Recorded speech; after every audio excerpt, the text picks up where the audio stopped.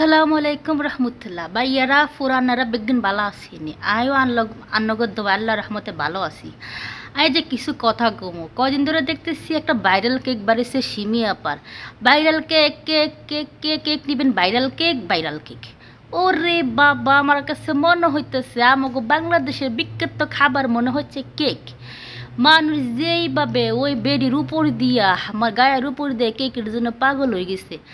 বাংলাদেশে এমন একটা জিনিস কোনো কিছু যে একবার ভাইরাল হয় এইটার পিছনে যত্নমত মানুষের ভর্তা না বানাইব অত্তমত ছাড়বো না। মা গো মা মনে হয় যে বাংলাদেশের বিখ্যাত খাবার মনে হয়েছে কেক। আরে বাবা একজন মহিলা কেক বিকতেছে ভালো কথা, তোমরা কেক নিবা কি যে বীর মনে হইতেছে উনি একজন প্রধানমন্ত্রী। আমার তো মনে হয় কয়দিন পরে এই আরও বেল শেষ হয়ে যাবো গা। বাংলাদেশে এমন একটা জিনিস যখন একটা কিছু বাইর হয় নতুন দেখবেন বাংলাদেশের বেড়ারা কোন ফলারা কোন যে গুণ আছে বাবারে বাবা ওইটার পিছনে দৌড়াইব, রাত নাই দিন নাই কামারে নেই এবারে ফ্রেশও। আমার কাছে তো মনে হয় যে বেড়ি তো কেক বিক্রি করতেছে না, মনে হয় যে মানুষ বেড়িরে দেখতে আইতেছে।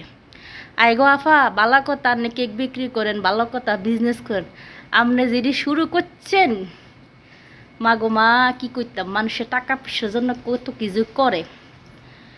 কেক বিক্রি করে তো আপনার ভাইরাল হয়ে গেছেন গা। আমার তো মনে হয় যে বাংলাদেশের প্রধানমন্ত্রী এরকম ভাইরাল হয় না যেরকম আপনি ভাইরাল হয়েছে। তো আপনারা ভাইয়ারা পুরানারা বেগুন যারা যারা যান আপনার শুনে কেক খাইয়া দিন রাইতে ভাত খাইয়েন না, কারণ আমাকে বাংলাদেশে তো বিক্রি দিচ্ছে কেক। মনে হয় যে বাংলাদেশে প্রথম কেক হচ্ছে কেক খাইতেছে মানুষ, মনে হয় ফার্স্ট টাইম জীবনে দেখছে, আর কখনো দিন দেখে না কেক। এই হচ্ছে বাংলাদেশের, বুঝছেন।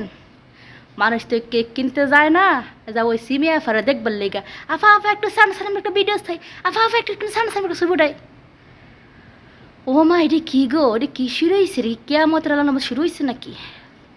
আমরা কেউ জানলে একটু আরে কইয়েন, তাহলে আয় এরকম এক কেকের ব্যবসা দিও, আয়ও শর্টকাটে ভাইরাল হয়ে যাইম, বুঝছেন নি। ব্যাকে যদি ভাইরাল আয় কিনলে বই থাকতাম, কারণ তো আমার তো দরকার আছে।